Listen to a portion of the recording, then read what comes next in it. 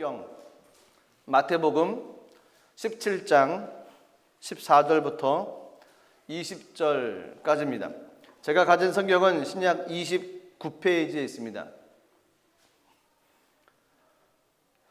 마태복음 17장 14절부터 20절까지 말씀을 제가 봉독하도록 하겠습니다.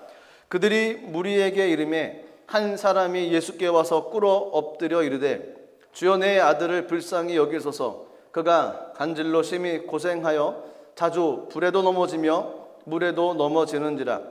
내가 주의 제자들에게 데리고 왔으나 능히 고치지 못하더이다. 예수께서 대답하여 이르시되 믿음이 없고 패역한 세대여, 내가 얼마나 너희와 함께 있으며 얼마나 너희에게 참으리요. 그를 이리로 데려오라 하시니라. 이에 예수께서 꾸짖으시니 귀신이 나가고 아이가 그때부터 나으니라. 이때 제자들이 조용히 예수께 나와 이르되 우리는 어찌하여 쫓아내지 못하였나이까? 이르시되 너희 믿음이 작은 까닭이니라. 진실로 너희에게 이르노니 만일 너희에게 믿음이 겨자씨 한 알만큼만 있어도 이 산을 명하여 여기서 저기로 옮겨지라 하면 옮겨질 것이요 또 너희가 못할 것이 없으리라. 아멘. 기도하겠습니다. 하나님 아버지, 주님의 은혜와 사랑에 감사함을 드립니다. 이 땅의 삶에서 하나님 주님과 동행하며 삶을 살아가게 하신 주님 감사합니다. 주님과 함께하는 것이 힘이요 주님과 동행하는 것이 우리에게 능력이 되게 하여 주시옵소서. 간절히 원하고 기도합니다. 이 땅을 축복하옵소서. 이 독일 땅 위에 하나님 은혜를 부어 주옵소서. 하나님 교회마다 성령의 역사가 나타나게 하시고 심령마다 하나님 회복과 말씀을 통해 하나님께로 가까이 가신 은혜를 더하여 주시옵소서. 몸된 재단 위에 하나님 함께해 주시고 가정과 삶에도 주님 동행해 주시며 주님의 거룩한 역사만이 임하게 하여 주시옵소서. 하나님 날마다 저희가 주 앞에 예배하며 나가는 귀한 삶을 축복하시고 이 땅에서 넘어지고 쓰러짐이 없게 하시고 날마다 일어나게 하여 주옵소서. 날마다 하나님의 마음을 알게 하여 주시옵소서. 날마다 하나님의 뜻을 분별하며 나갈 수 있는 은총을 허락하여 주시옵소서. 오늘도 기록된 말씀을 통해서 주님의 마음을 함께 나누길 원합니다. 주님 원하시는 삶, 그 삶을 살아가는 우리들의 삶이 되게 하여 주시옵소서. 감사드리며 예수님 이름으로 기도드리옵나이다. 아멘. 마태복음 17장 14절에서 20절까지 말씀을 가지고 믿음의 세대로 전환하십시오 라는 제목으로 같이 말씀을 나누도록 하겠습니다. 14세기에서 16세기까지 문예 부흥 시대의 대표적인 화가 3명이 있습니다. 들으면 다 아실 분들, 레오나르도 다빈치, 미켈란젤로, 라파엘로. 들어보셨죠? 저도 들어봤습니다. 라파엘로라는 화가가 오늘 본문 마태복음 17장 읽었던 14절부터 20절까지 있는 말씀을 가지고 그림을 그렸습니다. 그 그림이 로마 바티칸 미술관에 지금 현재 있고요. 그 그림의 제목은 그리스도의 변용이라고 하는 제목입니다. 사진을 한번 보여주겠습니까? 이런 그림입니다. 자세히 보면 정말 선명하고 갔다 왔던 사람들의 이야기를 들어보면 감탄을 금치 못한다고 하더라고요. 현장에서 눈으로 보는 그 그림의 모습은 정말 멋있다고 합니다.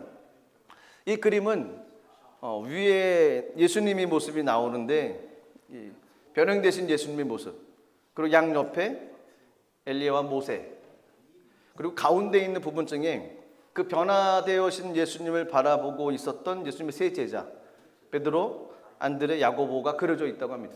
그리고 맨 밑에 보면 수많은 사람들이 있는데 그 사람들 가운데 오늘 본문의 주인공이었던 아이, 그리고 아이의 아버지, 그리고 그들을 근심스럽게 바라보고 있는 사람들의 모습이 그려져 있다고 합니다. 그러니까 세 파트인 거죠. 위에, 그리고 가운데, 아래. 이 그림을 보고 또 본문의 내용을 보면 그 아이의 상태가 얼마나 심각한지를 좀 알 수가 있습니다. 오늘 본문 14절, 15절 말씀 보시면 끔찍한 구절이 성경에 기록되어 있죠. 이렇게 말씀이 기록되어 있습니다. 그들이 무리에게 이르매 한 사람이 예수께 와서 꿇어 엎드려 이르되 주여 내 아들을 불쌍히 여기소서. 그가 간질로 심히 고생하여 자주 불에도 넘어지며 물에도 넘어지는지라. 놀라운 일이죠. 자녀를 기르는 부모님들의 마음은 내 자녀가 이렇게 심히 고생하고 간질로 인해서 불에도 넘어지고 물에도 넘어지는 모습을 눈으로 본다고 하면 부모님 마음은 굉장히 아플 겁니다. 그리고 한국 부모님들은 그렇게 얘기를 많이 하시지 않습니까? 차라리 내가 아픈 게 낫지 아들 아픈 거 보니까 너무너무 속이 상하다라는 이야기들을 많이 하십니다. 충분히 이해가 갑니다. 자녀가 그렇게 힘들고 어려운 환경을 겪고 있으면 나 몰라라는 부모님은 없지요. 아마 전 세계에 아무도 없을 겁니다. 얼마나 또 애를 썼겠습니까? 고쳐보려고. 힘들고 어려운 환경을 이겨보려고 수많은 노력을 많이 했을 겁니다. 그런데 아무 소용도 없었던 것이죠. 아까 보여줬던 그림 가운데 맨 위에 그리고 가운데 맨 아래에 이 아이와 아이의 아버지 그리고 그들을 바라보는 측은한 주변 사람들의 모습들. 나중에 기회가 되시면 그 그림을 다시 한번 자세히 보시면 그 산 아래에 있었던 그 맨 밑에 있었던 사람들의 표정이 다 어둡다고 합니다. 근심이 있고 걱정이 있고 불안이 있고 두려움이 있는 모습들, 늘 어두운 표정에 있는 그 모습들이 맨 아래 부분에 있었던 사람들의 모습이라는 겁니다. 저희들의 모습은 어떻습니까? 저희들은 어느 단계에 속한다고 생각을 하십니까? 맨 위요? 아니면 가운데? 아니면 맨 아래? 맨 위는 아마 저희가 뭐 말을 하지 못할 것이고 아마 가운데 부분 변화된 예수님을 바라보면서 근심 걱정을 잊어버리고 믿음으로 이겨나가려고 하는 그 모습이 저희들의 모습이 아닐까요?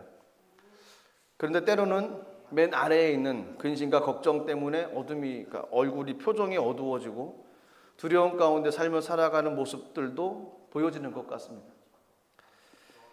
성경에서는 이렇게 어두운 표정을 가지고 있는 사람들의 삶의 모습을 가지고 이런 말로 표현을 했습니다. 오늘 본문의 17절에 보면 이렇게 말씀이 기록되어 있습니다. 예수께서 대답하여 이르시되 믿음이 없고 패역한 세대여 내가 얼마나 너희와 함께 있으며 얼마나 너희에게 참으리요 그를 이리로 데려오라 하시니라. 이 많은 구절 가운데 제 마음에 부딪혔던 구절은 믿음이 없고 패역한 세대여. 이 구절이 떠나지가 않는 겁니다. 믿음이 없고 패역한 세대여. 오늘 본문에서만 기록됐던 것이 아니고요. 그 앞에 보면 비슷한 그 책망의 표현으로 비슷하게 표현된 구절들이 계속 나왔거든요. 마태복음 12장에도 보면 표적을 구하는 서기관들과 바리새인들을 향해서 악하고 음란한 세대라고 말씀을 하셨고 16장에서도 바리새인과 서기관, 사두개인들 그들이 표적을 구했습니다. 그들을 향해서 또한 악하고 음란한 세대라고 말씀을 하셨던 기록들이 있습니다. 여지없이 오늘 본문에서도 믿음이 없고 패역한 세대라고 얘기를 합니다. 그 당시 세대가 그랬다는 거죠. 예수님이 계셨던 그 시대가 예수님을 알아볼 수 있는 믿음에서 떠나 있는 세대였던 것입니다. 또 예수님과 함께 삶을 살아감에도 불구하고 능력과 영광이 나타내지 않았던 세대였던 거죠. 예수님의 뜻하고 상관없이 삶을 살았던 세대가 그 세대였습니다. 그래서 믿음이 없고 패역한 세대라고 얘기를 하셨던 겁니다. 근데 제 마음 가운데는 이 믿음이 없고 패역한 세대라고 하는 구절이 예수님 당시에도 당연히 그랬으니까 그렇게 표현을 하셨겠지만 자꾸 요즘 시대 같은 마음이 자꾸 드는 거였습니다. 믿음이 없고 패역한 세대. 누구를 지칭하면서 예수님께서 말씀하셨는지 지금으로서는 그것이 뭐 누구다 아니다 나에게 얘기하셨던 것은 아니다 라고 생각하기보다는 이 시대가 그랬다는 겁니다. 지금 시대, 예수님 당시 시대도 그렇지만 지금 당시도 믿음이 없고 패역한 세대라고 밖에 표현할 수가 없습니다. 믿음이 없다는 겁니다. 먼저는 믿음이 없다. 믿음이 없다는 말은 세례 요한은 믿음이 없는 세대를 한마디로 예수 믿지 않은 세대라고 얘기를 합니다. 믿음이 없다는 것은 예수를 믿지 않는 거였습니다. 믿음이 작다는 표시가 아니고 믿음이 없다는 겁니다. 불신앙이라는 겁니다. 예수님께서 보시는 판단의 기준은 믿음이 있냐 없냐라는 겁니다. 우리들 가운데 믿음이 있어야 된다는 겁니다. 믿음이 있어야지만이 하나님 편에 속하는 사람이 될 수 있습니다. 믿음이 있어야지만이 세대를 이렇게 이겨나갈 수가 있습니다. 근데 믿음이 없으면 이 시대하고 똑같이 동화되어 살아갈 수밖에 없다는 겁니다.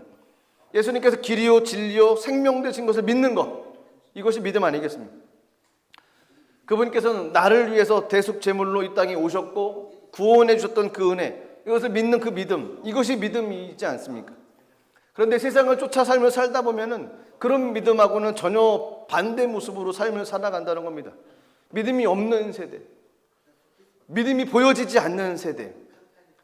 많은 사람들이 예수를 믿는다고 하지만 그 가운데 말은 예수 믿는다고 표현을 하지만 그 삶에 예수 믿는 삶의 모습이 보여지지 않는 삶.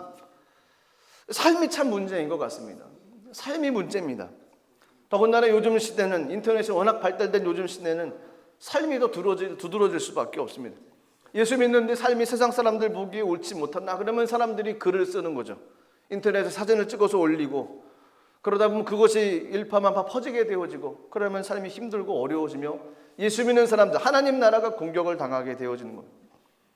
요즘 시대는 믿음이 없는 시대입니다.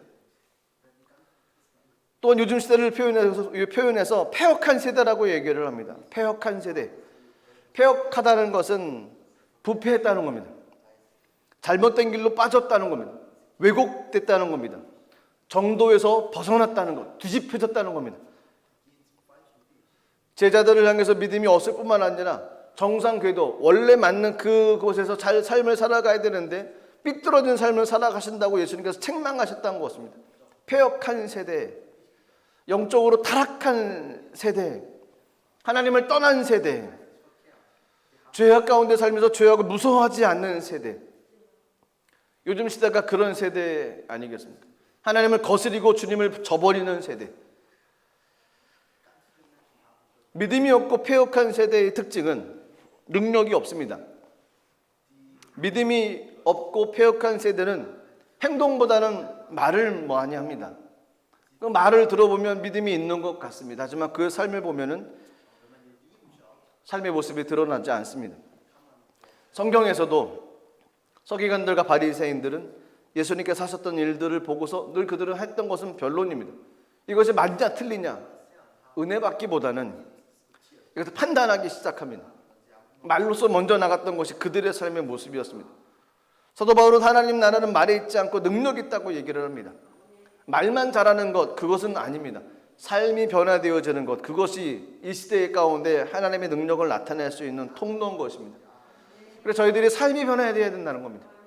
참 어렵습니다. 삶이 변화되어진다는 것은. 하지만 노력해야만 됩니다. 애쓰고 힘써야 됩니다. 내 삶이 바뀔 수 있도록. 그래서 사람들에게 조롱거리가 되지 않고 멸시받지 않고 그리스도인으로서 삶을 살아갈 수 있는 모습이 되어야 됩니다. 오늘 본문에 믿음이 없고 패역한 세대, 그 원인을 주님께서 너희 믿음이 작은 까닭이다라고 얘기를 하셨습니다. 믿음이 작기 때문에 믿음이 없는 세대에 휩쓸리게 되어졌고, 믿음이 작기 때문에 패역한 세대에 휩쓸리게 됐다는 겁니다. 예수님께서 바라보시는 관점은 믿음이 있느냐 없느냐라는 겁니다. 주님께서 저희를 바라보시는 관점은 우리들 가운데 지금 믿음이 있느냐 없느냐라는 겁니다. 믿음이 있으면 주님을 따라갈 것이고 믿음이 없으면 주님을 따라가지를 않습니다. 말만 합니다. 따라가는 삶은 보이지를 않습니다. 요즘 시대가 그렇습니다. 믿음이 없고 패역한 세대. 이 구절의 말씀이 마음에 떠나지 않다가 갑자기 로마서 12장에 있는 말씀이 떠오르기 시작했습니다. 로마서 12장 2절 말씀이죠. 저희가 잘 아는 말씀. 성경에 이렇게 기록되어 있습니다. 너희는 이 세대를 본받지 말고 오직 마음을 새롭게 함으로 변화를 받아 하나님의 선하시고 기뻐하시고 온전하신 뜻이 무엇인지 분별하도록 하라. 마음 가운데 확 떠오르는 단어는 너희는 이 세대를 본받지 말라라는 겁니다. 요즘 시대는 믿음이 없고 패역한 세대였습니다. 많은 사람들이 이 시대 가운데 일어나고 있는 일들이 옳다라고 얘기를 합니다. 그들은 그것이 성경에 맞는지 틀린지 관심이 없습니다. 그냥 사람들 얘기하는 것이 맞다 보니까 그 사람들 얘기하는 거 듣고 그냥 따라가는 거죠. 그냥 군중심리로 그것이 옳다라고 얘기를 합니다. 근데 성경에서는 이 세대를 본받지 말라는 겁니다. 이 세대를 따라가지 말라는 겁니다. 요즘 시대가 어떻습니까? 요즘 시대는 참 편리한 시대입니다. 저희가 한국에 갔다 왔지 않습니까? 한국에서는 친구들끼리 연락을 합니다. 친구들끼리 연락을 한 다음에 뭐 먹고 싶은데 알았어 내가 보내줄게 이런 게 있더라고요. 내가 보내줄게. 뭘 보내주나 그러면 대한민국 한국이 그 배달의 민족이지 않습니까? 그러다 보니까 배달 문화가 굉장히 발달했습니다. 이 코로나 때문에 그런 건지 길거리에 오토바이가 얼마나 많은지 모릅니다. 아참 사고 날 수밖에 없는 그 좁은 나라에 이게 시속도 한 50km, 30km밖에 가지 못하는데 오토바이들이 막 그거 빨리빨리 배달을 해야 되니까요. 주문하고 뭐 한 10분, 20분 되면 와요. 할렐루야. 금방금방 배달됩니다. 너무 편리한 겁니다. 통화하다가 뭐 먹고 싶은데 알아서 내가 보내줄게. 그러면 30분 이내로 띵동 그러고 오면 이제 물건에 도착을 하고 좋은 시대입니다. 핸드폰 하나면 스마트폰 하나면 못할 게 없습니다. 결제도 스마트폰으로 하죠. 음식도 스마트폰으로 시켜서 먹죠. 힘들고 피곤하면 음악도 듣죠. 영화도 보죠. 뭐 드라마도 보죠. 뭐 서핑도 하죠. 뭐 못할 게 없는 것이 요즘 시대입니다. 그리고 집안에 들어가면 핸드폰으로 조작을 가능하지 않습니까? 밖에서 들어가기 전에 집안 온도를 뭐 한 20도로 맞춰놓으면 들어가면 집이 시원합니다. 할렐루야. 모든 것이 가능한 시대입니다. 인공지능하고 얘기도 하고요. 물어보면 대답을 해주고. 정말 좋은 시대입니다. 근데 문제는 로마서 12장 2절 말씀이 떠올랐다는 겁니다. 이 시대를 본받지 말라는 겁니다. 요즘 시대 참 편하고 좋습니다. 근데 이 시대를 쫓아가고 이 편리한 시대 가운데 동화되어지다 보면 거기 이 시대가 좋다고 따라가다 보면 믿음이 식어진다는 겁니다. 열정이 식어진다는 겁니다. 은혜를 사모하는 마음이 식어진다는 겁니다. 그냥 따라가다 보면 자기도 모르게 그냥 거기에 맞춰서 되어져 버리는 거죠. 꼭 교회 안 가도 예배 드릴 수 있죠. 뭐 인터넷상에 유명한 목사님들, 은혜로운 목사님들, 은혜로운 교회 얼마나 많습니까? 찾으면 다 나옵니다. 시간대마다 예배 드릴 수 있죠. 예배 드리고 헌금도 핸드폰으로 할 수 있죠. 뭐가 불편합니까?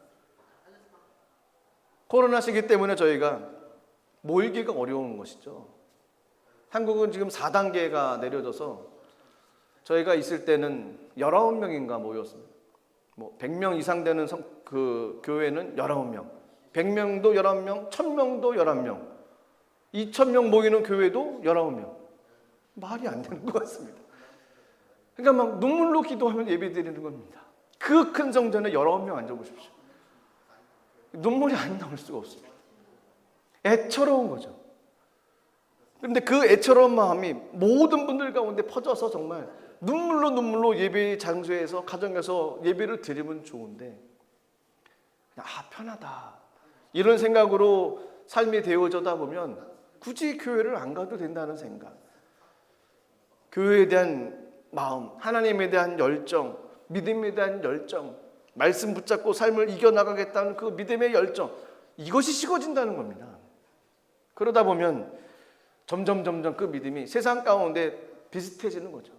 오늘 본문에 있던 이 세대는 믿음이 없고 패역한 세대라고 되어 있습니다. 그냥 그렇게 되어져 가는 겁니다. 그래서 로마서 말씀 가운데 이 시대를 본받지 말라라는 거였습니다. 이 시대를 본받지 말아라.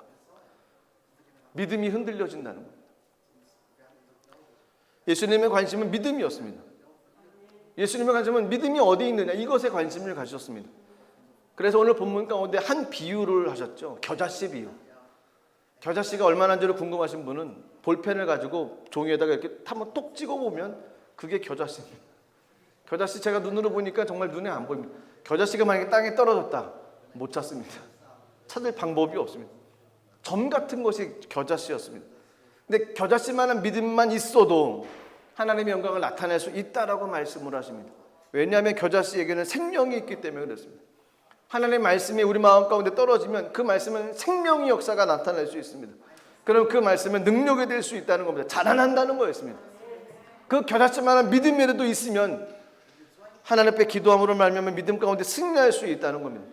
예수님의 관점은 믿음이 있느냐 없느냐였습니다. 이 시대 가운데 우리들의 믿음이 있느냐 없느냐, 주님의 관심은 거기에 있습니다. 하면 자기 자신에게 물어보십시오. 내게 지금 믿음이 있는지, 그 믿음이 어떤 믿음인지, 열정의 믿음인지, 아니면 시대에 비슷한 믿음인지, 아니면 믿음처럼 보이는 믿음인지. 믿음이 있어야 됩니다. 예수님 관심은 믿음이었어요. 겨자씨 한 알만큼 되는 그 믿음, 겨자씨 한 알만큼 된 믿음만 있어도 한계를 뛰어넘을 수 있다는 겁니다. 영국의 존 윌튼이라는 사람이 26살까지 탕자처럼 방탕한 생활을 했답니다. 되는 대로 먹고 마시고 쉬고 못된 짓도 하며 삶을 살았습니다. 그러다가 갑자기 이렇게 살면 안 되겠다라고 생각하고 나서 어느 주일에 교회를 갔는데 그 교회에서 그날 하셨던 말씀이 이 말씀이었답니다. 겨자씨만한 믿음이 있어야 된다. 믿음만 있으면 삶이 역전될 수 있다. 감사한 것은 그 존 윌튼이 받아들었던 그 말씀이 하나님 말씀으로 마음에 치고 갔습니다. 너무 큰 감동을 받았습니다. 아, 이거다. 겨자씨만한 믿음이 있어야 되겠구나. 그리고 나서 그가 주머니에 겨자씨 하나를 가지고 다니기 시작했습니다.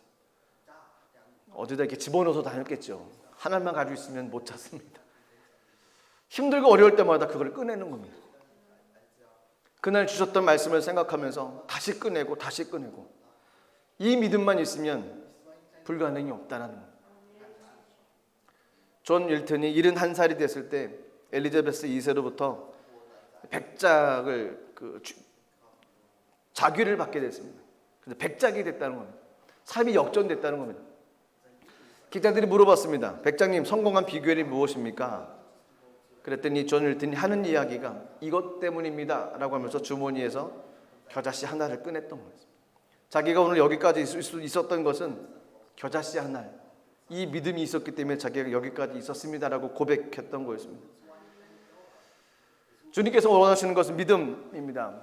겨자씨 하나 같은 작은 믿음, 하지만 그 믿음이 우리 삶을 변화시켜 나갈 것입니다. 바사 왕의 다리우스 왕이 헬라의 알렉산더 대왕과 싸우게 됐다고 합니다.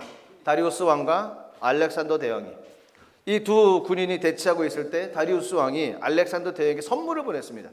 무슨 선물을 보냈냐면 큰 부대에 참깨를 가득 싣고 나서 그걸 알렉산더 대왕에게 보냈습니다. 숨은 의미가 있습니다. 참깨를 많이 담았던 부대를 보냈습니다. 그 의미는 우리 군사가 이렇게 참깨처럼 많다는 겁니다. 그러니까 우리 군사가 많으니까 덤비지 말아라. 너네 다친다. 우리 군사가 많다. 이렇게 보냈습니다. 알렉산더 대왕이 답신으로 뭐를 보내야 되는데 무엇을 보냈을까요? 알렉산더 대왕은 겨자씨 하나를 봉투에 넣어서 보냈습니다. 그랬더니 다리우스가 그걸 보고서 기가 막힌 겁니다. 우리는 참깨처럼 그렇게 많은 군사가 있는데 겨우 겨자씨 하나를, 이걸 보내다니. 자존심도 상하고 괘씸하기도 하고 이해가 되지도 않고. 그때 알렉산더 대왕이 했던 얘기가 이런 얘기입니다. 우리 군대 숫자는 미약하다. 하지만 믿음이 있다라는 거예요. 두 나라가 싸웠습니다. 다리우스 왕이 패했고 알렉산더 대왕이 이겼습니다. 믿음이 있는 군인들, 그들에게 생명력이 있기에, 믿음이 있기에, 하나님의 도우심이 있었기에 그들이 승리할 수 있었다는 것입니다. 주님의 관점은 믿음입니다. 믿음이 없고 패역한 이 시대 가운데 하나님이 원하셨던 것은 믿음입니다. 그 믿음을 소유하며 삶을 살아가는 우리 모든 분들 되시기를 축복합니다. 믿음이 없고 패역한 세대의 또 다른 모습이 한 구절이 나옵니다. 이 본문에 나오는 아이는 어려서부터 심한 경련을 일으켰죠. 예수님께서 언제부터냐라고 물어봤을 때 어렸을 때부터입니다 라고 이야기를 했던 것이 있습니다. 마태복음 17장에 나오는 본문이지만 마가복음 9장에는 조금 더 자세하게 세밀하게 나오는 부분이 있습니다. 그 아버지가 이렇게 얘기를 했습니다. 마가복음 9장 22절 말씀 보시면 이렇게 말씀하십니다. 귀신이 그를 죽이려고 불과 물에 자주 던지나이다. 그러나 무엇을 하실 수 있거든 우리를 불쌍히 여기사 도와주소서. 이 아이의 아버지는 자녀가 힘들고 어려웠던 그 모습을 보고서 늘 가슴이 아팠습니다. 그리고 열심을 다해서 치료하려고 노력을 했을 겁니다. 의원에게도 찾아가 보고 뭐 좋다는 약도 먹여봤을 것이고, 하여튼 부모로서 할 수 있는 모든 것을 다해서 아들의 병을 고치기 위해서 노력을 했을 것입니다. 그런데 지금 상황 가운데를 보면 그 모든 것들이 이루어지지 않은, 정말 낙심할 수밖에 없는 그런 모습이었습니다. 그때 예수님에 관한 소문이 들리기 시작했던 것입니다. 예수님에 관한 소문이 들렸습니다. 그 소문은 죽은 자를 살리시고 병을 고치시는 분이셨습니다. 그 소문을 들었을 때 이 아버지 마음 가운데는 정말 생명의 빛이 들어온 것하고 똑같았을 겁니다. 이젠 불가능이다라는 환경 가운데 이제는 가능할 수 있다라는 믿음이 그 마음 가운데 들려졌던 거였습니다. 처음에 예수님의 그 소문을 들었을 때 그 마음에 소망이 들었는데, 알 수 없는 것은 그 아버지가 예수님께로 가서 던졌던 질문은 이거였습니다. 할 수 있다면 좀 해주십시오라는 겁니다. 처음부터 그런 마음을 갖지는 않았을 겁니다. 예수님에 관한 소문을 들었을 때 분명히 된다라는 거였습니다. 예수님께로 가면 고칠 수 있다라는 거였죠. 그런데 얼마만큼의 시간이 지난지 모르겠지만 예수님 앞에 가서는 예수님이 할 수 있으면 좀 고쳐주십시오. 지금 이 아버지의 문제는 무엇입니까? 이 아버지의 문제는 예수님의 능력에 제한을 건 겁니다. 이분이 하실 수 있는 분인지, 이분이 하실 수 없는 부분인지 궁금한 겁니다. 잘 모르는 겁니다. 그분의 능력이 어떤 분인지 잘 모른다는 겁니다. 예수님은 하나님이십니다. 그리고 예수님께서는 죽은 자를 고치셨던, 살리셨던 분이십니다. 우리 생명의 길잡이가 되신 분이십니다. 하나님의 아들이셨습니다. 그런데 그 모든 것에 대한 그 궁금증, 잘 알지 못했던 거죠. 예수님이 어떤 분이신지, 하나님이 어떤 분이신지 그분을 모르기 때문에 그 아버지가 했던 이야기가 하실 수 있거든 좀 도와주십시오라는 겁니다. 이 시대가 그렇다는 겁니다. 이 시대가 하나님에 대한 이야기는 듣는 시대입니다. 예수님에 관한 이야기는 들었던 시대입니다. 하지만 그분이 누군지는 모른다는 겁니다. 그분이 어떤 분인지는 모른다는 겁니다. 그분을 경험해 보면 그분이 어떤 분인지를 알 수 있습니다. 근데 경험해 보지 못하고 그냥 그런 얘기만 듣다 보면, 그분에 관해서만 듣다 보면 그분이 누군지를 모르는 거죠. 저는 경험했습니다. 말씀으로 주님께서 제 허리를 고쳐주셨습니다. 모든 사람들이 안 된다고 해도 저는 나았으니까요. 제가 병원에 상관 아무것도 없거든요. 저는 믿어요. 주의 말씀이 선포되어지고 주의 말씀이 레마로 10년 가운데 파고들고 가면 주님께서는 디스크도 고치시는 분이십니다. 경험해보면 그분이 누군지를 알 수 있거든요. 제가 좋아하는 구절이 이 구절입니다. 주의 말씀은 내 발의 등이요 내 길의 빛입니다. 저는 늘 두려워했습니다. 앞으로 나가는 것에 대해서, 미래에 대해서 두려워했습니다. 제 자신에 대한 자부심도 없고 제 자신에 대한 능력도 부족하기에 제가 어느 길을 간다는 것에 대해서는 굉장히 두려움이 있습니다. 근데 어느 날 성경을 읽다가 주님의 말씀이 내 발의 등이고 내 길의 빛이라는 겁니다. 인생 간단한 거였습니다. 주님 말씀 붙잡고 그냥 따라가면 되는 거였습니다. 주님께서 길을 열어주시면 그냥 가면 되는 거고요. 주님께서 길을 안 열어주시면 숨으면 되는 거였습니다. 간단하지 않습니까? 주의 말씀은 내 발의 등이요 내 길의 빛이었습니다. 그래서 말씀 따라 여기까지 왔습니다. 앞으로도 믿고 고백하는 것이 하나님께서 제 삶을 이끌어 가신다는 걸 믿습니다. 주님이 누군지를 모르면 믿음 없고 패역한 세대 가운데서는 주님 하실 수 있으시면 주님 하실 수 있으세요? 그러면 좀 해보세요. 이렇게 바뀐다는 겁니다. 주님을 알아야 됩니다. 예수님이 어떤 분이신지 그분의 성품을 알아야 되죠. 그분의 속성을 알아야 됩니다. 그분은 거짓말을 못 하시는 분이시죠. 그분 하셨던 말씀은 이루어 주시는 분이십니다. 주님을 알기 위해서는 말씀을 묵상하는 것밖에 답이 없습니다. 주님을 알아가는 것, 그리고 그분을 믿고 순종하는 것, 저희들이 해야 될 일입니다. 마태복음 17장을 읽다가 믿음이 없고 패역한 세대라는 마음 가운데 마음이 좀 힘들었습니다. 믿음이 없는 세대, 또 하나님에 대해서 알고 있는 세대, 그분이 어떤 분이신지 잘 모르는 세대, 요즘 시대라는 거예요.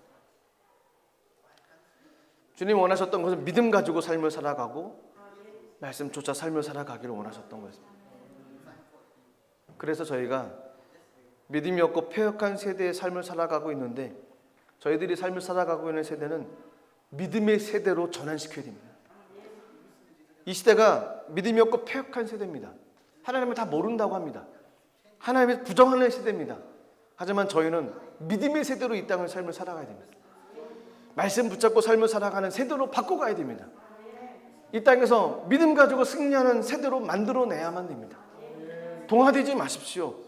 세상 가운데 그냥 똑같이 그 세상 삶을 따라간다고 그냥 그렇게 되는 삶 아닙니다. 늘 말씀드리지만 바닷물 속에 있는 물고기는 짜지 않습니다. 그 물고기는 물속은 짭니다. 바닷물 얼마나 짭니까?